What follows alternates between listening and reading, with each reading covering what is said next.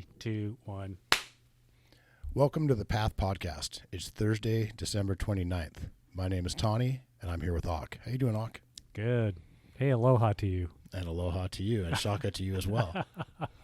Shaka bra. Shaka bra. I still have okay Hawaiian Pidgin English when I want to from when I lived there when I was a kid. And I bet you if you go back, it would come back quickly. Oh, yeah. Yeah. It's, it's, even I find myself, because I kind of like that, and, you know, we have family, and when we hang out with them, they all speak it. And so you start picking up a lilt and some of the language. Start saying yeah after your questions. Exactly. And then, like, I hopped in line at this little, it's called Tamashiro's. It's a neighborhood fish general store. So they got all kinds of really fresh fish. And, man, the locals in there, I can't even understand them. Like, can we rewind a little bit? Sure. I don't think we'd announced that you went to Hawaii. Hawaii. Yeah, so I was in Hawaii from the 12th until the 26th of December. You just got back. Yes, I just got back on Awesome. Monday. We flew back Monday night. And welcome back. Thank it's good you. to see you. Thank you. Yeah, it was great. When you have family on the island, it's a different experience. Oh, yeah. When you visit as a tourist, you get a show. Right. You don't get the same. And it's a great experience to visit as a tourist. Sure. And even if you're kind of a savvy traveler and try to kind of hack the system and get past the tourist show, it's difficult without a local to show you around and to like break the ice with other locals. And it's understandable because so many people come through there, you really can't invest in very many of them if you're a local. Right. Yeah, and, you know, one of the things I learned about this particular trip was after COVID and the shutdown, and when Hawaii opened up some of the tourist spots, some of the spots like snorkeling, I asked my cousin, who he owns a spear gun shop out there, does a lot of diving. I said, hey, where's the best place to go snorkeling? And he says, Hanauma Bay. I said, nah. He says, yeah. He says, especially after COVID, they shut it down for a year or whatever, and all the fish came back. The water got super clear. And when they reopened it, they only let 30 people in every 20 minutes. And so it looks like, say, a Southern California beach on a non-busy day.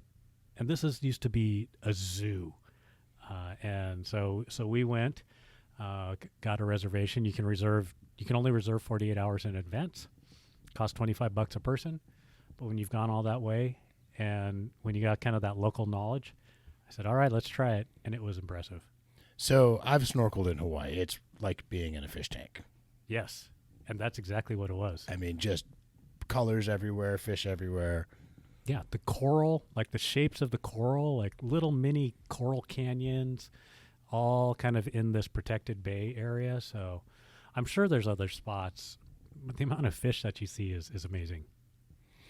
When I was about probably 10 or 9, I had a panic moment snorkeling in Hawaii. I came face to face with an eel and just lost it. Like ripped my mask off. Like, oh, man. I survived, needless to say. Yeah, exactly. It is an interesting thing to see. The individual I was snorkeling with was a little bit like on edge and had that moment when we first got in the water, had that moment of like, you know, and, you know, I put my hand, you know, kind of under their arm here to help them along. And we just kind of had a little conversation.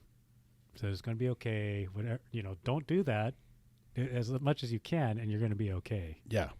And it was really an enjoyable time.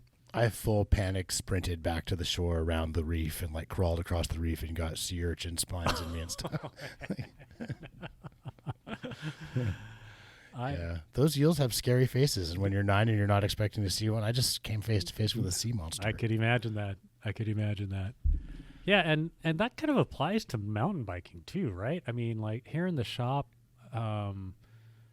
you're trying to find a local connection to see, with your limited amount of time, what are the good trails to ride? Because you can read about them. You can, you know, actually, like with All Trails and Strava and these things, you can read about every trail that's available, but you still kind of trying to figure out, how do I optimize my time? That, and riding a trail, even for the 10th or 20th time, isn't the same as riding it behind a shreddy local who knows the trail. That is very true. Sometimes. Yeah. Because there are often kind of creative local knowledge lines and little hidden jumps and stuff and places you can pump and whip and slash that you don't notice necessarily unless you really have a keen eye for it, or unless you are a local with local knowledge. Right.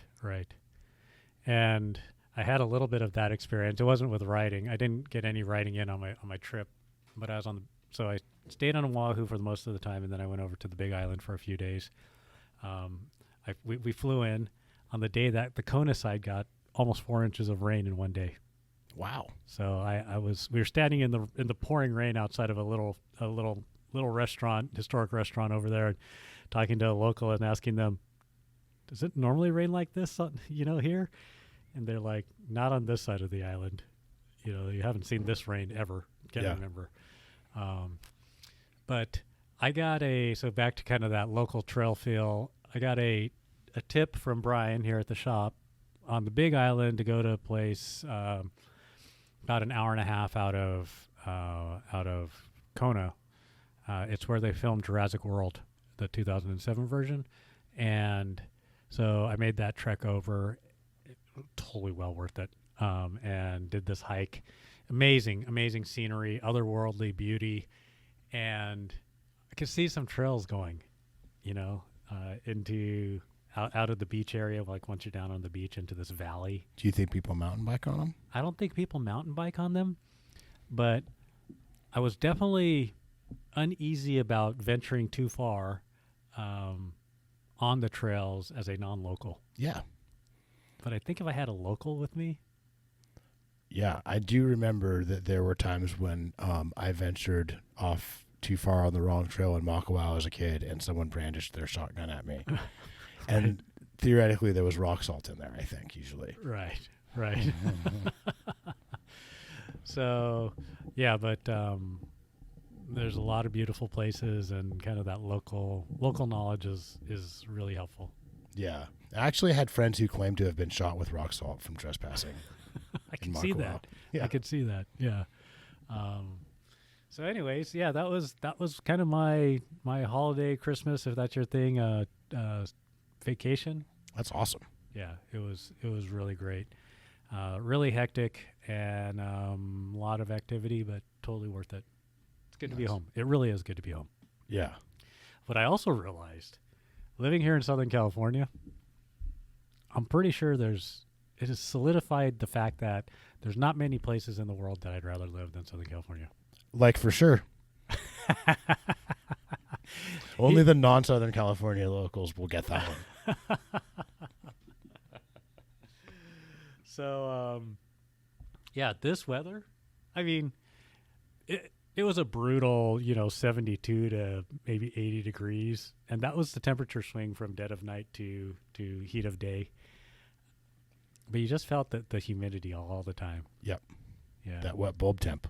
Right. Exactly. I mean, poor little rich boy, because I was talking to a friend of mine who lives outside of Chicago. And he says, yeah, it's -3 right now, -35 because of that, that big cold snap that's impacting the rest of the country. Yeah. Shout out to everyone who's, hope everyone's okay in the storm. Yeah, for sure. I mean, it's been gnarly in the news. Yeah. And talking to people who are kind of living in that space, yeah, really. I'm glad the people I've been talking to are safe, and hopefully the same for the rest of It's kind of like most of the country is having ridiculous snow that they're not used to. Right.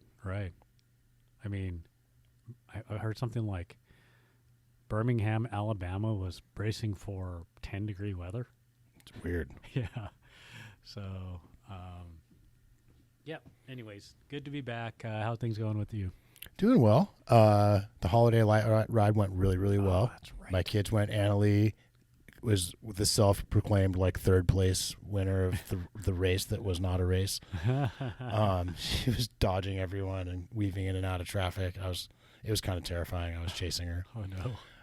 and we ended it at the new shop the new building that's going to be the new shop, and right. that was kind of cool. It had pizza and wine and refreshments and stuff. Great. In the shop? Inside. Oh, yeah, and we had a fire. I have one of those, the like stoves that burn twigs. Yes. I have something like that that's a fire pit. So we nice. had a fire. It was cool. We had a big turnout. I think probably about 100 people-ish. Wow. And it was very festive. Like, I've gotten a lot. I was stoked, and a lot of the people who came mentioned that they had a really good time. So thanks to everyone who came to the Holiday Light Ride, and look for our YouTube video on that coming out any day. Thanks, Jake, for doing that. And other than that, I spent Christmas Day with the family. I went out and opened gifts in the morning with my kids and their mom, my younger kids, and then we all went to Jamie's folks' house, my kids' mom's house, my kids' mom's parents' house. Yep. And my adult children were there, and their significant others were there, and that was awesome. Annalie was rocking this flannel that I got her and this hat that I got her. She got a lot of compliments. That's great. And other than holiday stuff, I've been really immersed in planning the new shop. We've got that. We've started kind of getting that ready for the move and getting window security up and so forth. And we got our bike boxes for shipping bikes that say the Path on them. Those are very cool. And we think we revolutionized bike boxes by making them front loading instead of top loading. That is right. We don't know. We'll see. We'll see if it's a good idea or a bad idea. But the idea is that instead of lifting the bike out of the box, you slide it out of the box, right. So it takes less effort. And I will say that it is difficult to hold the box down and lift the bike out of the box at the same time, especially if you don't have one of these sweet mechanical lift stands. Right. So we think we're excited about that. That kind of coincides with the fact that January 1st, which will be in the past by the time this podcast airs, we'll be shipping Kona bikes nationally. And that's getting to the point where more of the bikes that we sell can be shipped than can't be, which is kind of cool. Did I read that right? That all Kona bikes can be shipped off the web store? Yeah. Starting January 1st. That is. So it used to be we could only ship the older models of Kona bikes per the dealer contract. I think that there's this shift in thinking. There's this long-standing idea that the way you support independent bike retailers is by not letting independent bike retailers ship the bikes. Right. And historically, there's wisdom there. There have been times when that was the case. Sure. I think we've entered into a time where in modern retail, good retailers meet their customers everywhere. And the industry is starting to realize that they want retailers like us who are doing that. Right. But who also carry the traditions and the values and the add values and the contributions to the ridership that brick and mortar traditionally has. Right. So more and more of our brands are supporting us in being a national brand and shipping the bikes that we sell, and it feels like kind of a domino effect to where I don't think that too many will be holding out for very long. And then the other thing that's been going on is in order to fund all this, we have about 260 2022s left, 2022 bikes, and like nice bikes. Like We're not talking hard. I mean, some are hardtails, but not most. Most of them are full suspension. Most of them are carbon. Many of them are e-bikes. Right. And so this is a lot of dollars of bikes that we are selling on clearance now. So as of January 1st, all of the 2022s will be officially on clearance except for a couple of brands that don't allow us to officially advertise them yet. Right. And on those brands, if we have it in stock, ask us what the clearance price is, and it'll probably be 20% off or more, just like all the other 2022s. Wow. And a lot of the 2022s are more than 20% off at this point, and we still have 2021s, I think about 30 left. So when Black November started, I think we had somewhere around 700 2022 bikes, give or take. Oof. And Now we're down to about 260. And this isn't just the dregs and the ones no one wanted, because in a lot of cases, these are bikes that we were not allowed to put on sale at first. So for example, 2022 Kona bikes, we haven't been allowed to advertise sale pricing on those until January 1st. So as of January 1st, those will all be mostly 20+% off. And that's just one example of a brand who throughout Black November and forward, we weren't allowed to have a sale. Right. So there's still plenty of hot stuff. And there's also just like, oh, we sold the medium and large, but if you happen to be tall or short, we have the small and the extra large. And the example I'm thinking of is Hecklers at 25% off. Whoa. But yeah. And that we're not allowed to advertise, so I might have just broken the rules, but sorry if I did. But you get the idea. Yeah. So lots of exciting stuff going on, lots of kind of fires or irons in the fire. Irons in the fire. We are in the process of raising our labor prices. So, and we haven't raised the labor prices since a couple years before the pandemic. So Right. these are going to be, I'm sorry to say, pretty significant increases. I feel confident that they're in line with cost of living and cost of doing things these days. But when I look at them, some of them are, items that used to be $70 are $100 now. Right. And the way that I think about that is perhaps people who have those services done regularly have been getting a smoking deal for a little while. And so the fact that it's increasing what it is, appreciate that you got these services at a great deal. And now you're paying market value. Well, we were due for we were doing labor price increases every 3 or 4 years of about 10%. Right. And that was just to kind of keep up with increases in prices of everything. Right. And we were due for one of those in 2020 when the pandemic started. Right. We were working on a labor price increase, and we went into survival mode. Not so much survival mode on making sure we get enough money for every repair, but just survival mode on trying to have staff here to be open. Right. And there was so much demand for bikes that we literally had too many customers waiting in line who wanted help. It didn't make sense to stop and raise our labor prices. So, and people were calling in sick every day throughout this. So huge demand, less staff than normal, and we were just always scrambling. So then a couple of years of 10% inflation on top of that or whatever, and it just feels like it feels like we're way past due. So I don't think anyone's going to be too surprised. Yeah. And but I do think it's just kind of how things are. And I think it's good. I mean, this again, for those of you watching the YouTube, listening to the podcast, this is an opportunity for you to hear kind of resetting expectations that everything, all the prices are increasing, and across, not just here at the bike shop, but like this shouldn't come as a surprise. And so just to set expectations a little bit, and thank you for understanding. I heard on an NPR segment the other day about how there's this phenomenon where people about our age are having kind of a lot of price shock and how we should get used to it because our parents and grandparents went through this too when they became a certain age. Right. Right. And again, when I was at band camp, I'm kidding. When I was in Hawaii, we ate at a restaurant that we hadn't eaten at in 17 years. And the menu is one of those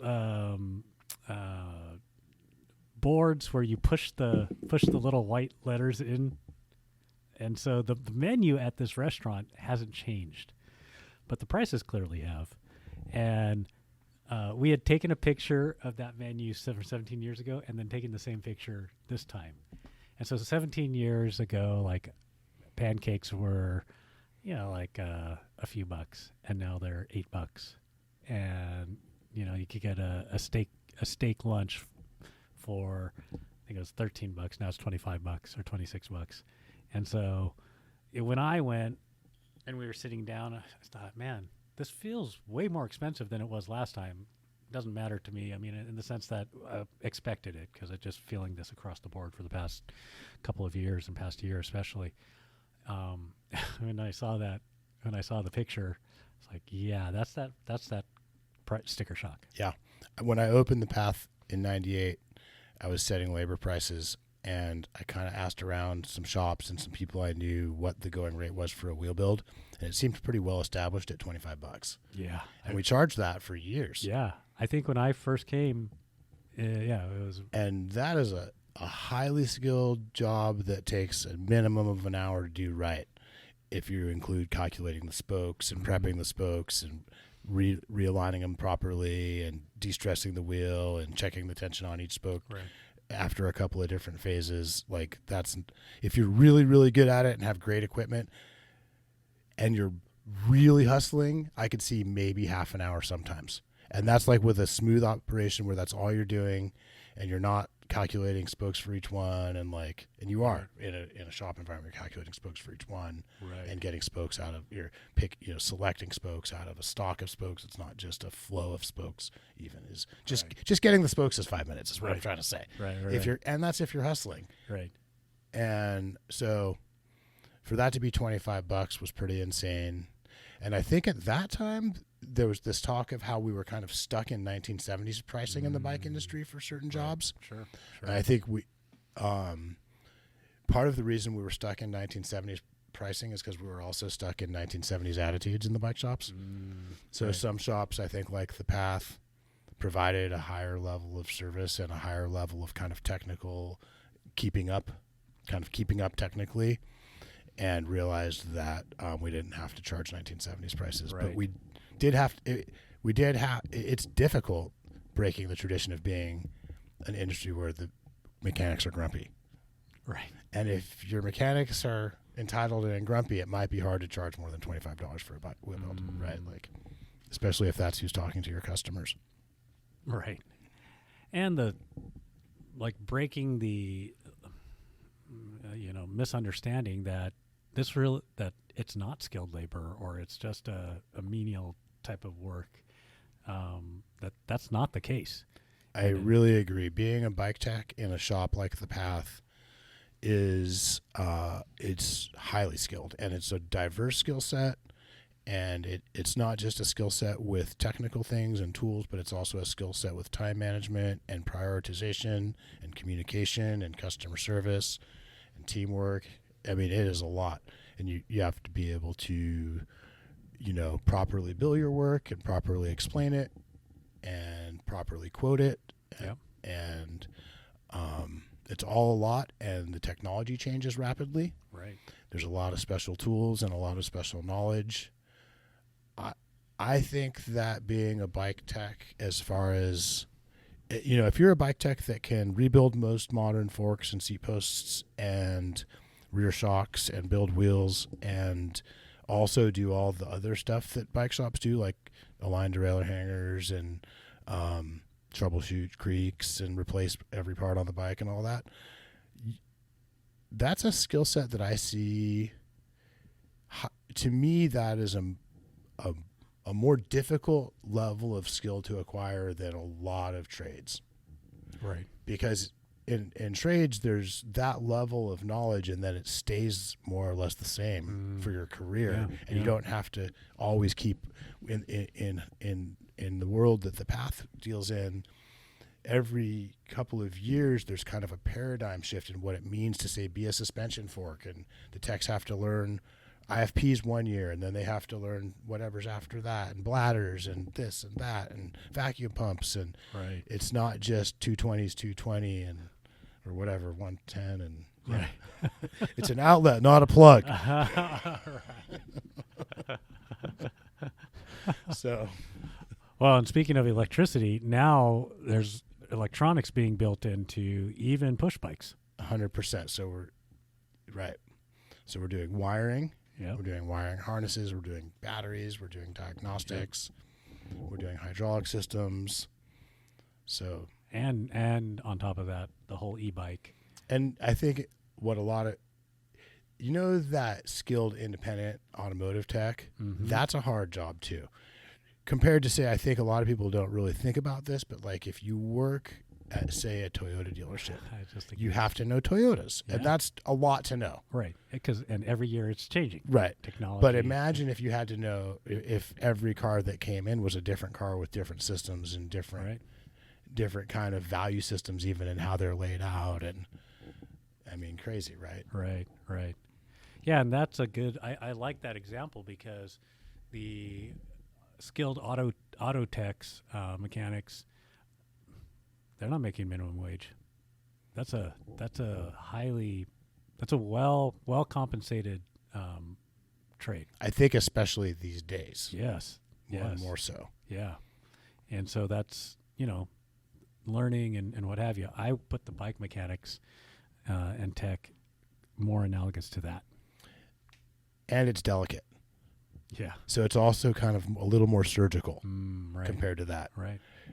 And granted, that has more of a brute force quality, I think. Right. And so there's trade-offs. But yeah. So, no, I think good for you for getting labor prices to market value. We're working on it. And maybe this is a good time. I mean, in the sense that the whole world is kind of going through this, right? And oh man, like I just, I'm not trying to like virtue signal or pat myself on the back, but like we definitely have given raises consistently through these cost of living increases, more so than we did before inflation spiked. wow. And not out of anything other than we need our staff to survive and be here, right? Like we're not trying to, it's not a gift. It's a, hey, we think this is what it costs to employ someone like you now. Right. And we want to make sure we keep you and thank you. But it does help in my mind, it's like it is just what it costs. Right. You're in the Minority Report on that. Good work. The Minority Report. on the labor increases on what you're paying people to keep up with Yes and no. I mean, I think a lot of businesses have been paying more because of such a tight labor market and because demand for employees has been high through the pandemic and because of some other factors too. But I think some industries have definitely been increasing what they pay a lot. Right. Especially the ones that like competed really hard. I know, for example, I think actually our friend Carl works in automotive, and he was talking about trying to hire someone during the pandemic and how people he was looking at were being offered signing bonuses to the tune of like what I would have associated with a car mechanic salary for a year. Wow. Like tens and tens of thousands of dollars. Like not a high level car mechanic, but like an entry level, like in maybe in the 70s. Right. Right. So other news? Yeah, totally. We got other news. Over the Hump is back. 3 dates in the winter, January 7th, January 28th, and January 25th. Zach and Tori will be there with our tents and our tools doing some support and some refreshments and cheering everyone on. I think you meant February 25th. January 7th, January 28th, and February 25th. Thank you, Auk. My pleasure. That's correct. Oh, transition demo days. Yes. So we're not affiliated with these other than that we're a transition dealer and we want people to ride transitions. Yep. So there is a transition day in Simi Valley on January 14th and in Laverne, California on January 16th. And you can check those out on the transition webpage. Awesome. We're having kind of we're calling it a customer appreciation day on Saturday, January 14th. I think I'm going to barbecue. Whoa. And I'll bring my Smoky Joes, my little Smoky Joes, which are charcoal grills. Yeah. And kind of just have lunch with some whatever customers and staff show up and talk and catch up and say Happy New Year and just kind of a social event. Should be cool. Yeah. We've done this. It's been a while. Yeah. We're post-pandemic. We're doing stuff. We're doing events. This is great. Those are really enjoyable. Yeah. I like to barbecue and cook. It's kind of my love language a little bit or whatever. So that's true. It should be fun. Hope I didn't get anyone's hopes up too much. Yeah. Well, I mean, in the times that I've visited, come to those, you get new customers meeting old customers. Yeah. It's this whole, I mean, like really old customers. Well, and there's a lot of regular customers that I haven't seen much or at all in the last Right. few years due to the pandemic. They've been coming in less. I've Yeah. been coming in Yeah. less, and I kind of want to catch up and say hi. And for all we know, that might be the last time we do this in this building. I do think we're going to keep operations in this building. Any bike sumo? I want to say that partly just so my landlord doesn't get too nervous. But no, really, I think we are going to maintain operations in this building. I think that we do need more space. So the new building is really not that many more feet than than we occupy in this building, and we do need more space than that. Right. And we're toying around with some fun ideas. Maybe I should float some of them and let our podcast listeners say their favorite one. I kind of like the idea of having this location become the Path outlet, where we would have our clearance stuff and our sale stuff and our blems and last year's stuff and everything. Right. So maybe that. I kind of also like the idea of this becoming kind of like a Tustin Bikes kind of scenario where it's all the bikes the Path doesn't sell, including like, Super 74s and, all the one, even some we don't work on because they're we don't currently work on throttle driven bikes. Oh, right. Sure. So that could be cool. Yeah. Or if the city of Tustin lets me, it might just be mostly office and storage and demo bikes. I have to talk to the city about really what I can use this building for. Right. I think I have to maybe maintain some level of retail out of this. We are going to also, I think, use it as a secondary workshop and bike building facility. Got it. Because we have a nice workshop in this building, and we can almost never have too much workspace for techs to work. Right. And that's, a lot of our customers know we sometimes have a really long wait time, and it's like, why don't you just hire more people? It's like, well, we don't have any more workstations. Exactly. And also, it's harder to find good techs than you might think. And to that point, if you're a good tech, you can always send me a resume.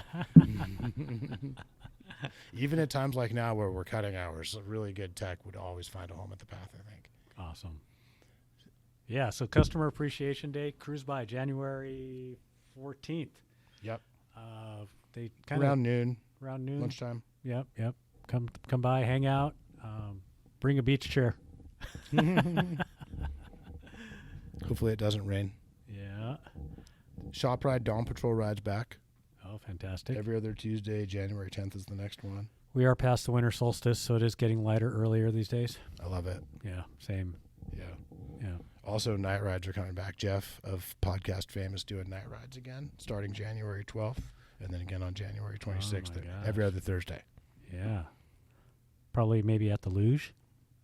I believe it will often be at the luge. Yeah. I'm going to suggest some of them be at San Clemente. I think I'm going to double check if night riding is legal at San Clemente first. Right. I kind of think it is, but I'm not sure. Or maybe I don't know. Yeah, I'm not sure either. But speaking of San Clemente, looks like there might be a group ride there.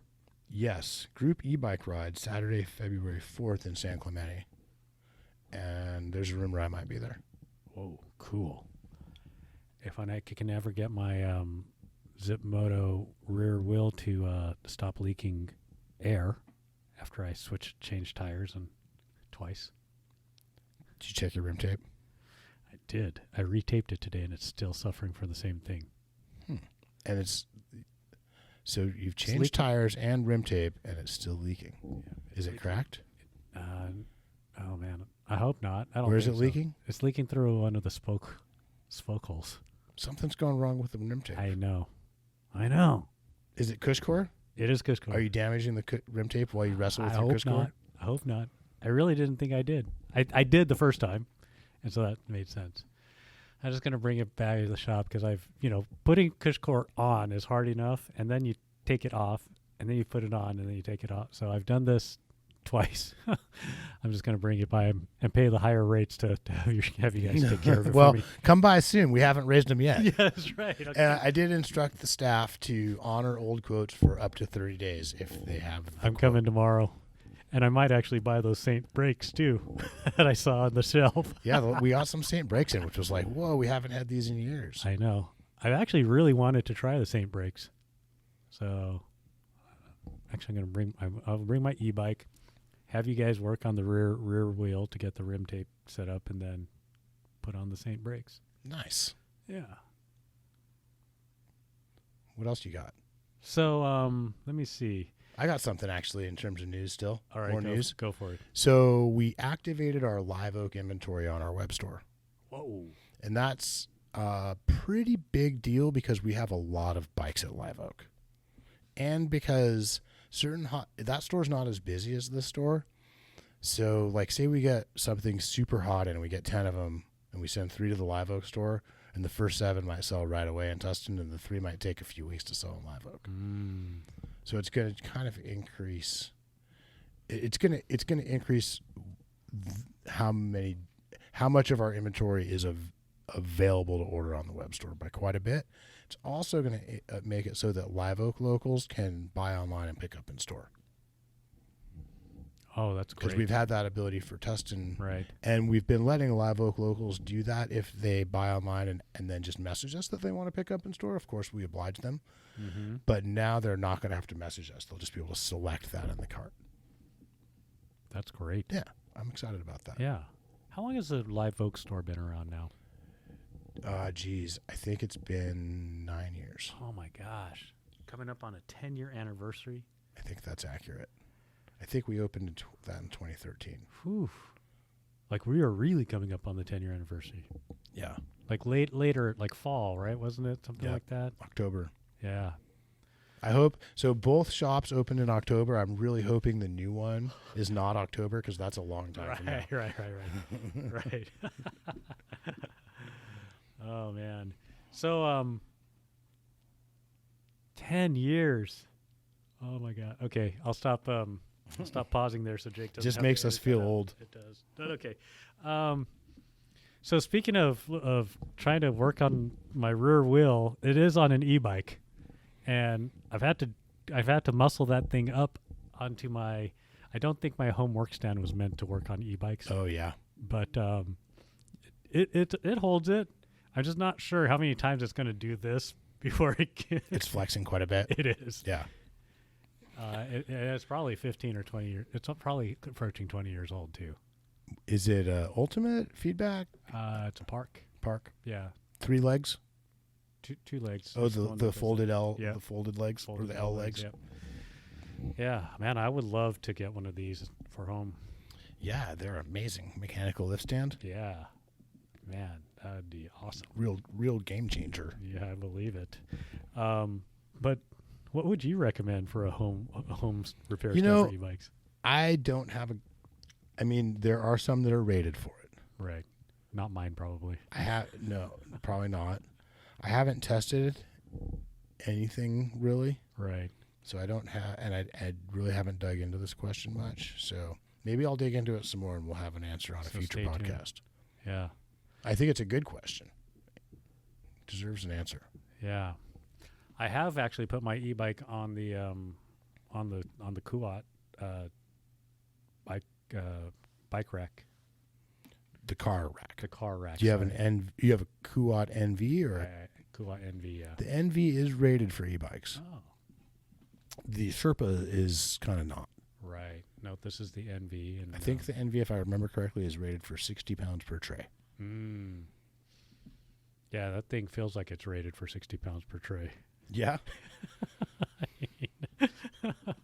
Jake, our podcast host, was telling me before, or our podcast producer was telling me before the show that on the way back from the recent trip he went on, that their car rack went into the collapse position and bikes were just barely hanging on the Cajon Pass. Super gnarly. Were they e-bikes or were they push bikes? Have them on to tell the story. Oh my God. One of them was Zach's Rain. Oh no. Rain E. Oh, just like mine, large. Right. Just like mine, but large. Yikes. I got a frog in my throat. Okay. I had a frog in my throat last show. I know. Yeah. I remember. Yeah, I watched myself.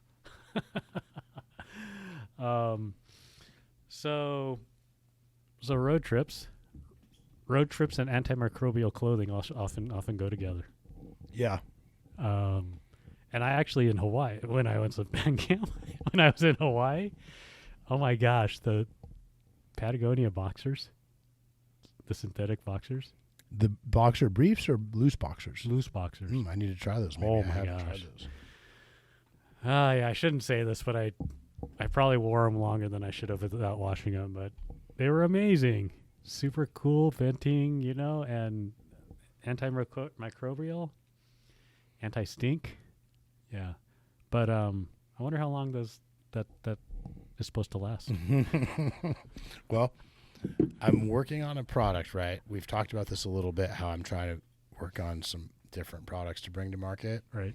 And one product that I'm working on uses antimicrobial, will use antimicrobial fibers.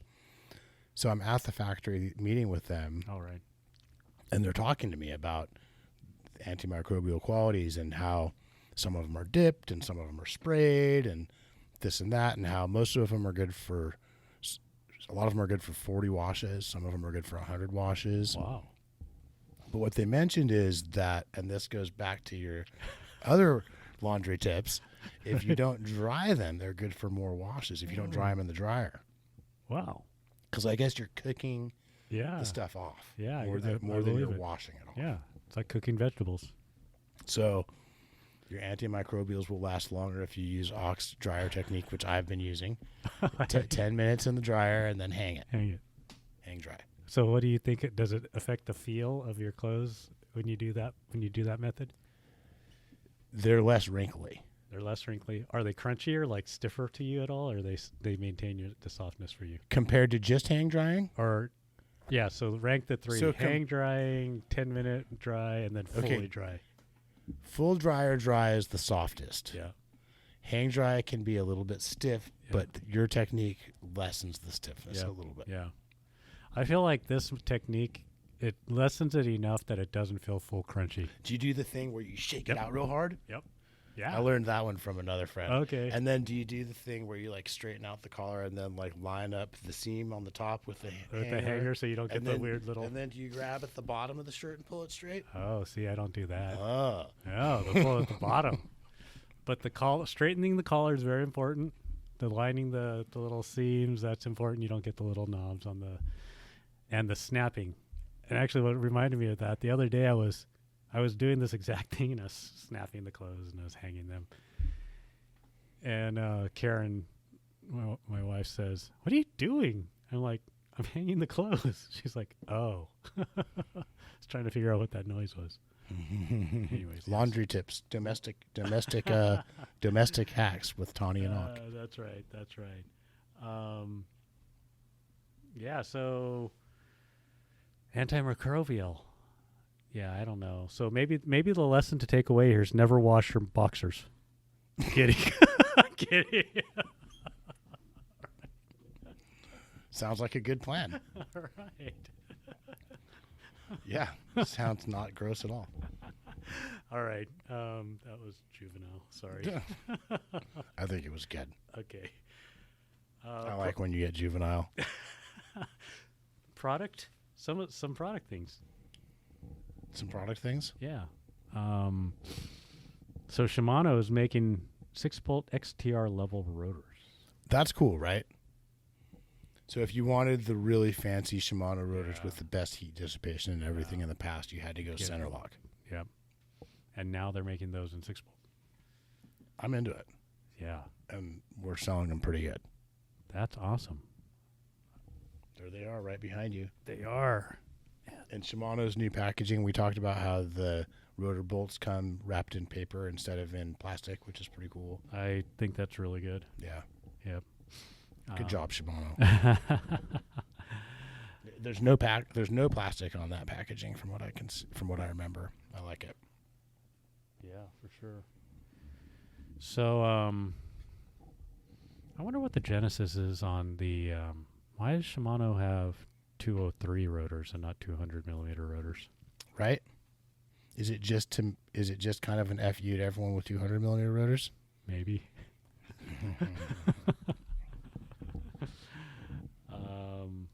And to that point too, while we're talking rotors are kind of an interesting space right now, because now they were all 1.8 pretty much, and then 2.0 and 2.2. Right. It's getting popular. Yep.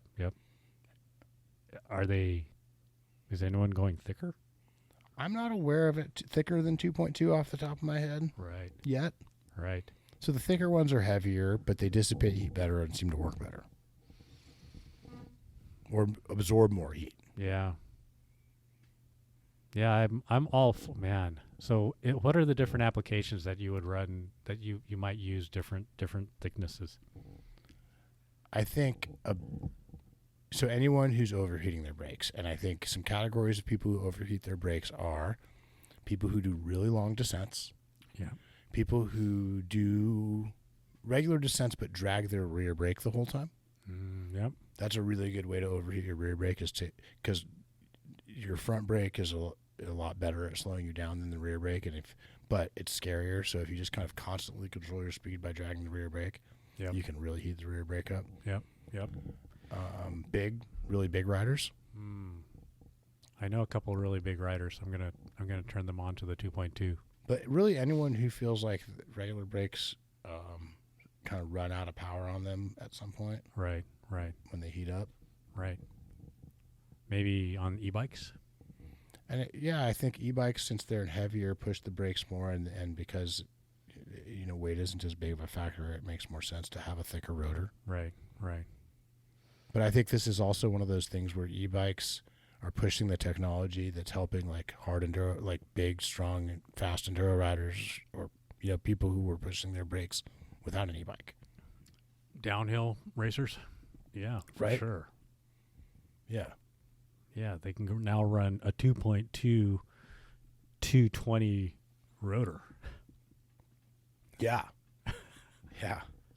And without a giant wacky adapter, because bikes are native 200 or native 180. Right. Where you used to have to run even the downhill bikes used to come with native 160. Right. And then you had to run a plus 40 adapter that tends to squeal and be loud and just be ugly and heavy and weird. Yeah, especially on these long travel forks, to have like a native 200. Yeah. Or even just back when, the fact that at least a lot of them went to native 180 already. Yeah. But yeah, I think 40 might be native 200. Fox 40s, I think. Yeah. I think downhill forks are native 200 now. That's awesome. If I remember correctly. Yeah, so, man, we didn't talk about this when we were talking about the transition demo days. But how's the stock on transition bikes these days? Last time I checked, I can order you a repeater and get it in a week or two. Whoa. Don from the bike shop has a repeater. Yep, he'll sell you one. Other bikes, a lot of bikes, they have. Last time I checked, they have carbon patrols in stock. The bike everyone really probably a lot of people want the relay. Yeah, that's still a ways out. Yeah, like spring, summer kind of thing. I hope. Yeah, that bike looks rad. Yeah, it does. That was an interesting release, like press release. They released that back in September or something like that, and then said it's not going to be available till 10 months later. Yep. I think they wanted to be early to announce it. I think they wanted to announce it before the Shuttle SL probably, and any other ones they're probably coming to market. Man, that's going to add to a great lineup in that sector. Speaking of that, we have Shuttle SLs in stock and more coming right now, which has been not the case for most of the time. Yes. Shuttle SLs. And we don't have a lot. I think we have a large blue XTR and an extra large, and we got our first team SLX in large. And I don't think we have any mediums or smalls right now, but we do have some. Excuse me. And I think, were we talking about this on the last show? One of the shop guys has one, and they mulleted it. Jesse.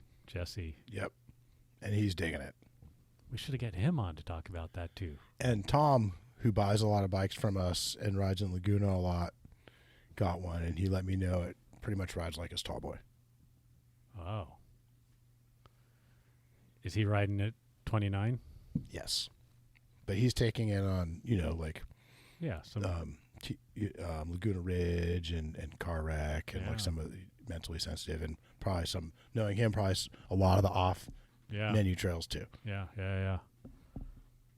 Oh, that is cool. And if you MX that could be really exciting. Yeah, I don't think he's I don't may think not he's have. super excited about that. Yeah. I think he's a little taller and believes that dual 29 is best for him. Sure, I think, and sure. maybe it is. Yeah, I could believe Maybe that. he needs a 31-inch front wheel and doesn't even know it. I don't know if he's that tall. Well, I'm just saying, if 29 is the right rear size, maybe something bigger than that's the right front size. That could be. That could be. You're right. So speaking of taller and maybe wheel size, but do taller another part of the bike that might change with how tall you are and how short you are. I was reading a little bit about bar width. Yes. Did you find out the answer to our question? I don't know. Did you? No. No. It's interesting because I did some reading on it, and it looks like enduro riders are running, as far as like equal ratio of height to bar width, are running slightly narrower bars Then. than downhill. Oh yeah, I would expect. But I wonder. I mean, I know we kind of talk about that, but it's not intuitively apparent as far as a performance perspective why that might be. I think it kind of is. I'll say a couple of things. Sure. One is really high speeds, big forces. Wider bars have more leverage. Yeah. You can just hang on harder with wider Right. bars Right. to something trying to turn your front wheel. Yeah.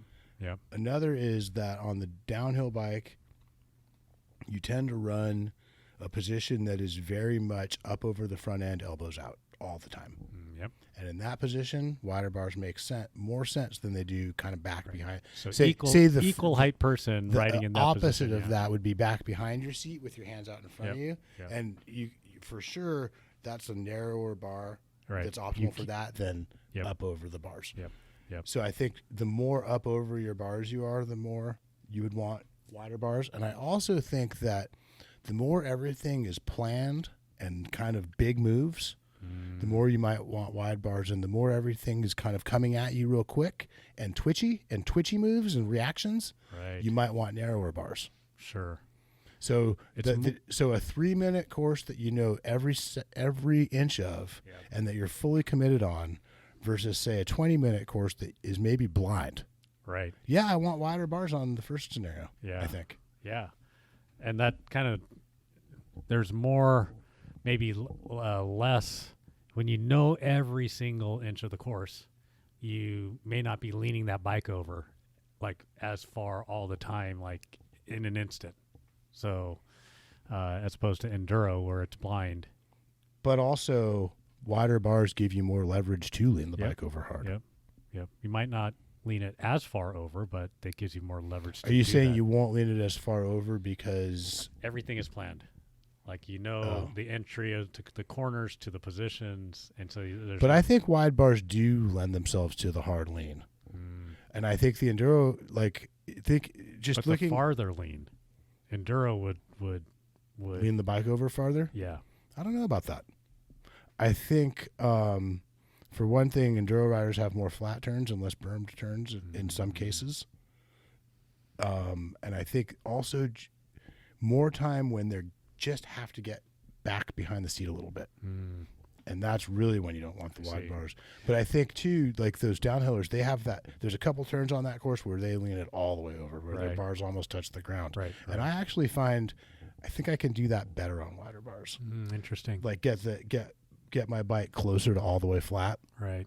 I think. But do you think that Or maybe it just feels like it because the bar gets closer to the ground. It's wider. It could be.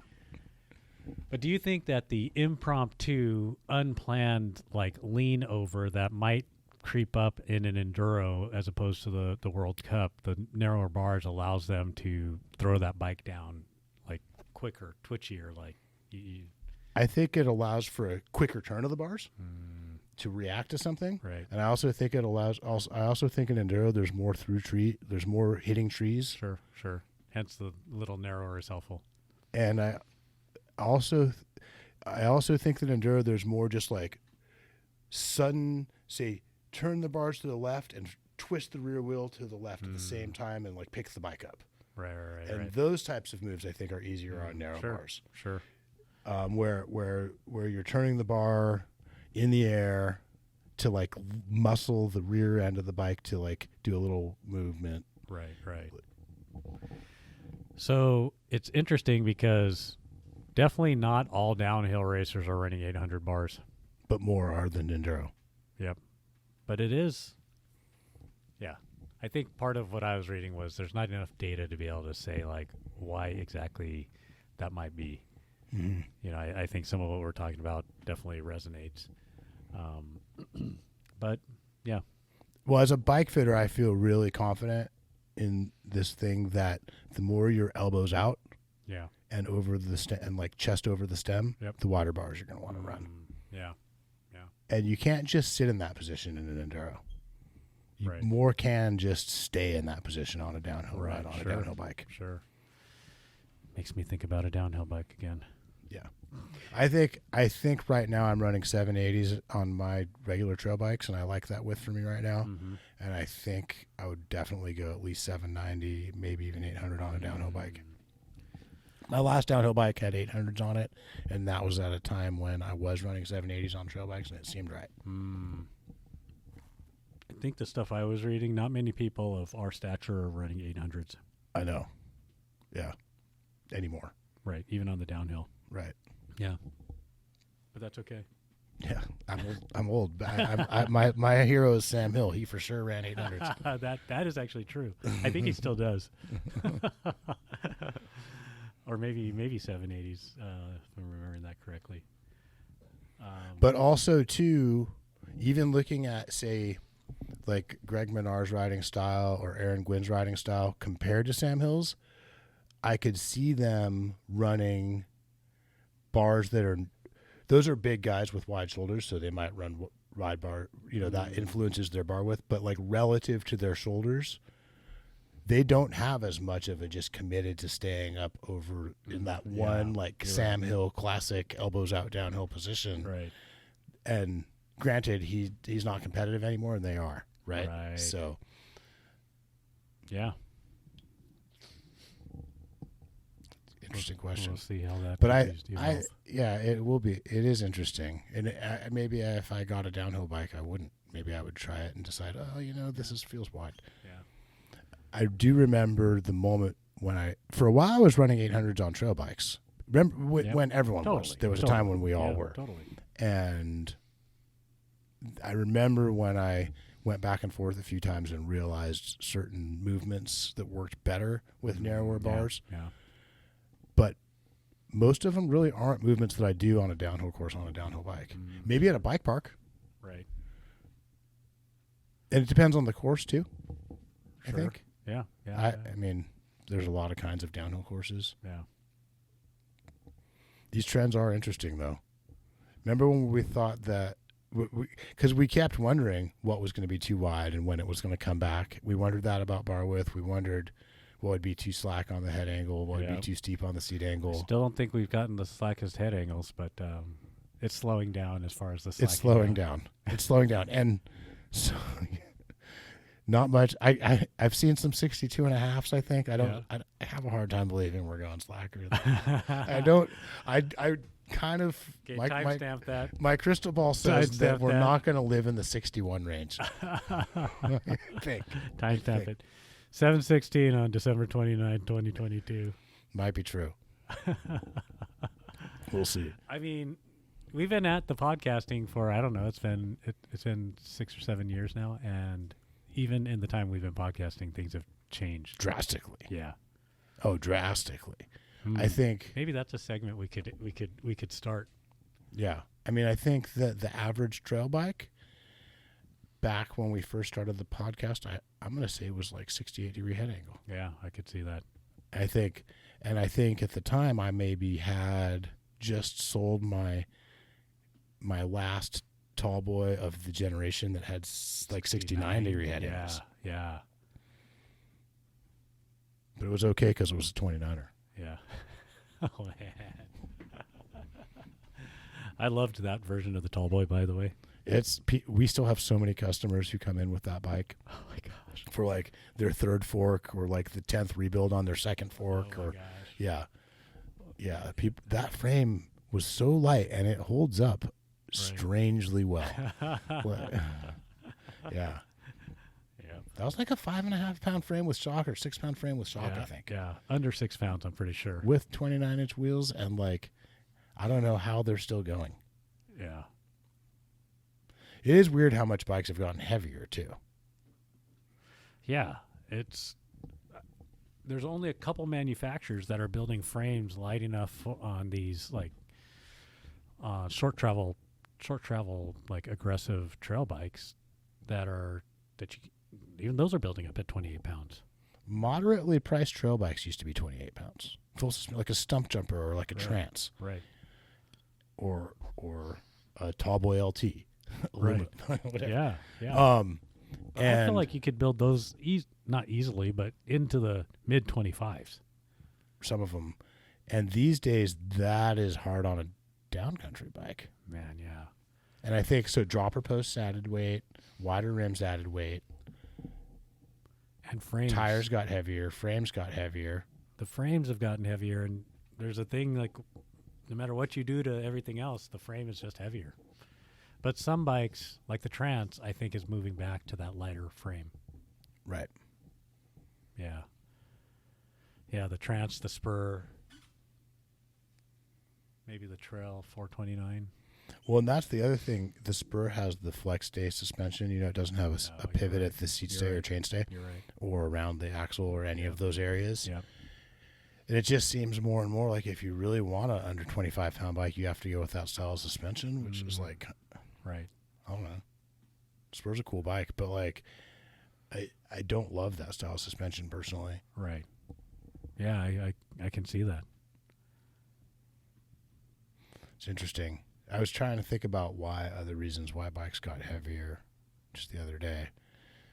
And I think, go ahead. What were you going to say? Warranty, like companies started doing some pro formas on weight versus burliness of frame versus warranty. Yeah, but those tall boys never broke. Yeah, that is very true. But maybe others did. And maybe Santa Cruz had to pay too much. Maybe there was a cost associated with making them that good, and that light and that's like the whole light, strong, cheap thing. Yeah, and at the time they weren't willing to pay that price, and now maybe the price of that's gone. I don't know. I just don't. Could be the price of that is otherworldly now. Yeah, I just don't know. Yeah. It's interesting, right? Yeah, price could be these like break points of internal cable routing. I think adds a little bit of weight. Yeah. We've made all these little moves that add a little bit of weight. Right. So through axles in some cases might add a little bit of weight. Boost, wider rims, wider bars, wider saddles, right. better tires. Right. Yeah, but I'm pretty happy with the 26-pound bike. That's your Spur. That's my no, actually, let me see. Your Trance. The Trance. Yeah. I need to put my Trance on a diet. I think it's close to 30 with the same frame. You don't want it as much. I don't think this much of a diet. Yeah, it might ruin the fun for me. Yeah. Take all the fun out of it. I still have to put the cross-country Cush core into the 29er with cross-country tires. It's been a while, but every time I get on a bike that's kind of like sketchy XC, like really XC, I kind of have fun. Yeah. Because they're so fast and they feel dangerous. Yeah. Everything is fun. Like everything is kind of like feels like this, right? Yeah. Yeah. That's what I was kind of thinking too. Anything else? You got it's been kind of a tough time with business slowing down and overstock. It's not, the whole industry's kind of in this state of like overstock and liquidation. It's just not as fun as everyone being stoked and just wanting to buy bikes and ride. Right. But it really is a special job to have working in a bike shop, especially a bike shop that sells the kinds of bikes you like to ride. Right. And we have a really pretty special group working here. I think I'm very grateful for the group of people that I get to work with and pleased. And so anyway, I've had some rough days at work lately, right? And had kind of a poignant moment the other day that kind of just helped me remember what's important. And what's good about everything and stuff. So I'm working, and one of the crew comes up to me, and like I could tell they're emotional. I could tell he's emotional. Looks at me and he's like, "Hey," I'm like, "Hey, what's going on?" He's like, "I just wanted to say thank you." I'm like, "Okay." I'm like kind of thinking like, did I do something to be thanked for? I'm like, and I can't remember exactly what I said, but I was just like, cool, like glad you feel thankful. I'm thankful for too, kind of thing. Like, and went on to explain like, hey, I've been having I know that some stuff has been going on with this person, that really, really difficult injury recovery and really, really difficult family stuff at the same time, and hadn't been able to ride their bike. He's just like, I went on my first ride the other day in a long time, and he's like, I don't know if I would have done it if I hadn't been working here. He's like, I kind of started to forget who I was. Wow. And he's like, I'm just so happy that I did that and so thankful. And I was like, I kind of teared up a little too. I was like, I'm a sucker for this stuff, like, but it's true, because, we get yelled at. We have to give people bad news when their bike isn't going to be done on time, or it's going to cost more. Yeah, we have a tech out sick, and your bike's not going to be done for your big event, or whatever. There's all kinds of disappointment than you expected. Yeah, bad news. Your brake pads are worn out, and whatever. It's going to blow your budget on your repair or whatever. Right. But it really is a gift to be able to work in a place like this and with people like this, and so I'm glad I had that reminder. Yeah. So thanks, Chris. Thank you, Chris. That's great. And it's a good reminder as well. There's on the other side, we deal with some rough personnel issues, right? Yeah. In any retail and in a job environment.